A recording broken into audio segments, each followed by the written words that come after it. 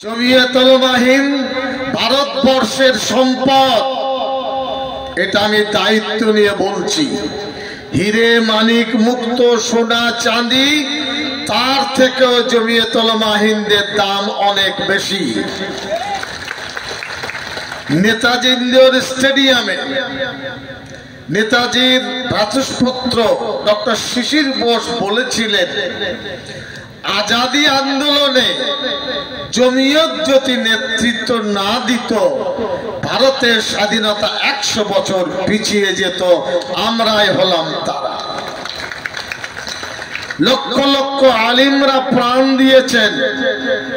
গদিতে বসা আমাদের লক্ষ্য নয়, কিন্তু গদিতে চেয়ারে ক্ষমতায় আমরা যারা বসি তারা যাতে ঠিকঠাক চলি। জমিয়তুল উলামার কলমে কালি খায়, এটা আমি বলছি একবার নয় 100 বার। এই পশ্চিম বাংলায় সিপিএম এর পতন ঘটানোর ক্ষমতা কারোর ছিল না। জমিয়তের কর্মীরা মার খেয়েছে, নিঃস্বার্থভাবে বাংলার সত্তাকে বাঁচিয়েছে, তবে আজকে তৃণমূল ক্ষমতায় এসেছে, এটা অতি সত্য কথা।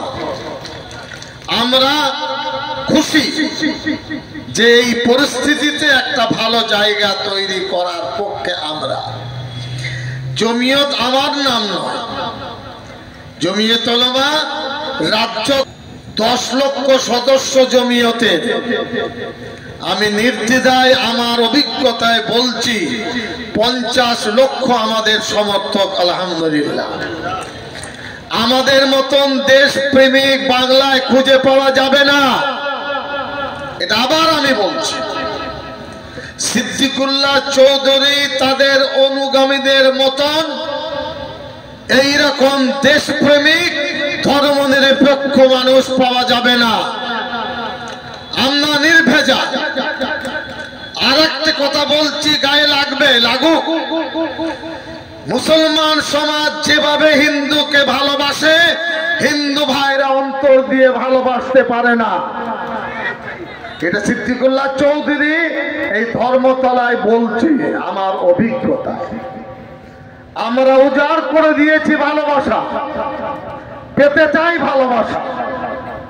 রাজ শক্তি মূল নয়, ভালোবাসা হলো মূল।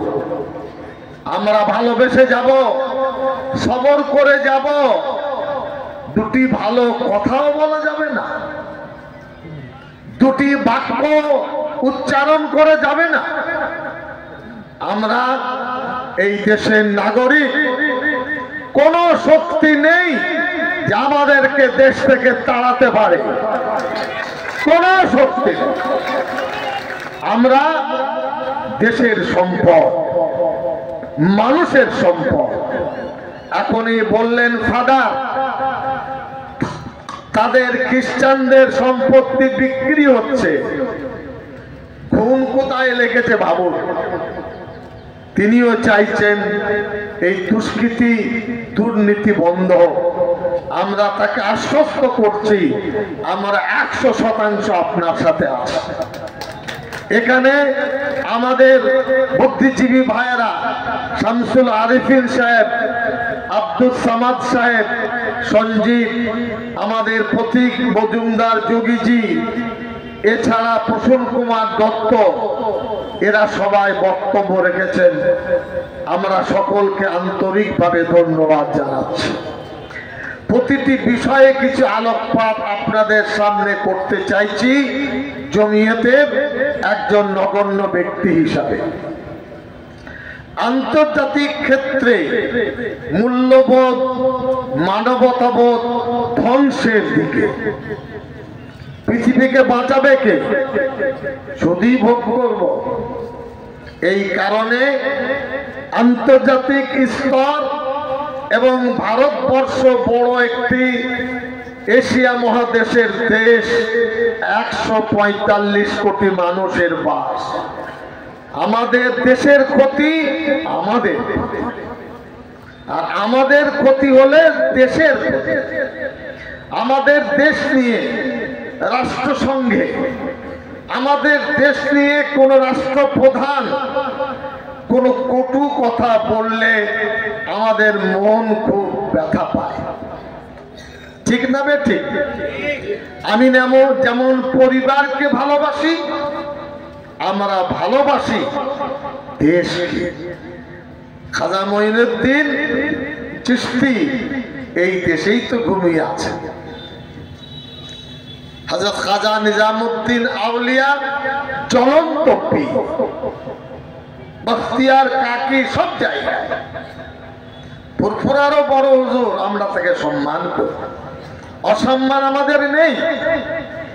কেউ যদি মনে করেন এ মাদ্রাসাওয়ালারা না অঙ্কে যোগ বিয়োগে ভুল করছেন, মাদ্রাসাকে যোগে রাখবেন, অঙ্কটা বাড়বে, বিয়োগ দিলে বিয়োগ আরো কমে যাবে। আমরা যোগ দিই, বিয়োগ করি না।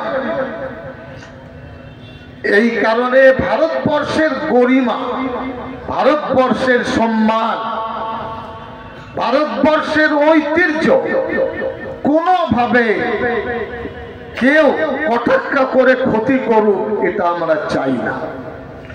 ভারতবর্ষের মাথায় যারা বসে আছে তাদের জন্য বলছি, নাম না করে বাচ্চা ছেলেদের মতন, নেশাখোরের মতন কথা বলবেন না। এমন কথা বলবেন বুক চিতিয়ে ভারতবাসীর কথা হবে, এমন কথা বলবেন ভারতবর্ষের মান সম্ভ্রম উজ্জ্বলিত হবে, ভারতবর্ষের মান সম্ভ্রম পৃথিবীতে আলোকিত হবে। এটাই আমরা চাইব। আমরা ভারতের ক্ষতি করিনি, আমরা নিজের জায়গায় দায়িত্ব নিয়ে কাজ করছি। মাদ্রাসা বিষয়ে মঞ্জুর সাহেব প্রস্তাব পাঠ করেছেন। এই মাদ্রাসায় 3 চাকা ভ্যান রিক্সা চালায় একজন গরিব, কিন্তু যা উপার্জন করে সন্ধ্যাবেলায় কি করে? নেশা করে খেয়ে নেয়, পয়সা থাকে না, বউকে পেটায়, রাতে খাবার নেই। ওই ব্যক্তির বউ কান্নাকাটি করে মাদ্রাসায় এসে বলে, হুজুর স্বামী তো হাতছাড়া, আমার এই বাচ্চাটাকে একটু মানুষ করুন। ওই মেয়েটি যখন কান্নাকাটি করে আমাদের মন ব্যথা পায়। নবীজির সুন্নতকে আমরা পালন করতে চাই, আর ওই ছেলেটির ভরণ পোষণ, খাওয়া দাওয়া, মানুষ করে আমরা তাকে বাড়ির ভেতর পাঠিয়ে দিই। কে করে এগুলো? যার ফলে সেই বাড়ির পরিবেশ বদলে যায়। বাবা আর মদ খায়, মাকে বাড়ির দরজা নেই, জানালা নেই, তাকে ধীরে ধীরে একটা ভালো জায়গায় আসার সুযোগ এই মাদ্রাসা পড়ুয়ার ছাত্ররা করে।